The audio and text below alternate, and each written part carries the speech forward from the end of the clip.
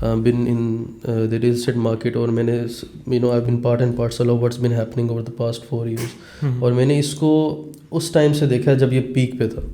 اس کا مطلب یہ ہے کہ 2019 کے قریب میں نے جب شروع کیا تھا, اور یہ وہ ٹائم ہے جب عمران خان کی گورنمنٹ تھی اور انہوں نے کووڈ میں ایمنسٹیز جو ہے ایگزیکٹلی بہت لوگ اس کے اگینسٹ ہوئے تھے کہ ریئل اسٹیٹ ڈیولپرس بہت روئے تھے کہ نہیں یہ نہیں ہونا چاہیے. وہ بل پورا پاس ہوا تھا, بہت کچھ ہوا تھا.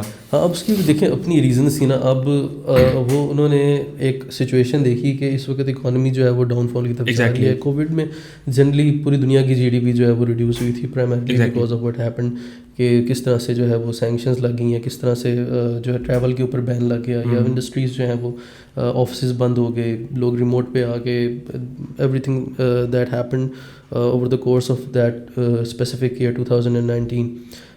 اس میں ایک ڈیسیجن آئی پاکستان کی گورنمنٹ کی طرف سے کہ جی جنرل ایمنسٹی یا ٹیکسز کے اوپر جو ہے وہ بہت بڑی چھوٹ ہے, and people of Pakistan there was an opportunity in that. اس کو کیپٹلائز کیا گیا اس وقت.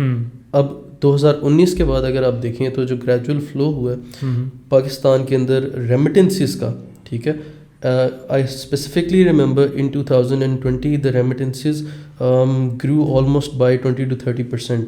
جس کا مطلب یہ ہے کہ almost 30 to 40 billion dollars Pakistan آئے which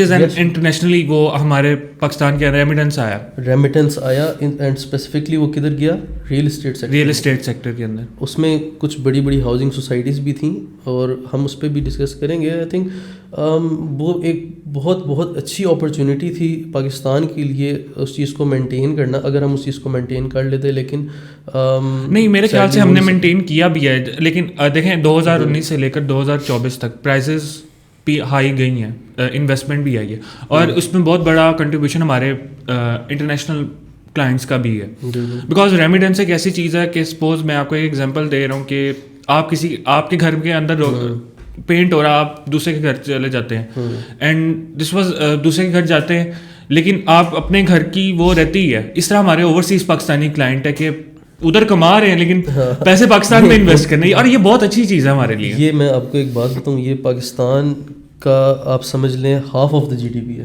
بالکل ایگزیکٹلی. آپ کا 50% of the GDP slightly more اور لیس ایگریکلچر سے آتا ہے. بالکل, مطلب کہ آپ 25 سے 30 بلین ڈالرز ایگریکلچر سے کماتے ہیں. Almost the same amount of money, same amount of dollars that you're getting primarily from overseas Pakistanis who are sending remittances to Pakistan. But the thing is کہ پیسے تو انہوں نے بھیج دیے, جو صحیح جگہ پہ لگے نہیں, صحیح سوسائٹی میں نہیں لگے.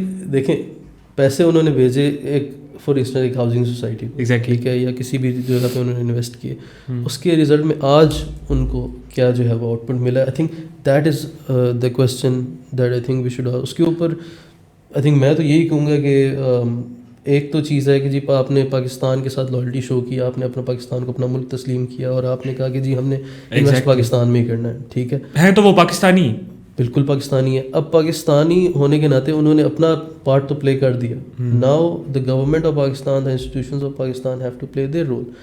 وہ ہمیں ہوتا ہوا نظر نہیں ہے, ٹھیک ہے. 2022 کے بعد جب سے یہ پچھلی عمران خان کی گورنمنٹ کو ٹاپل کیا گیا, اس کے بعد سے ہمیں پولیٹیکل اسٹیبلٹی نظر نہیں آئی.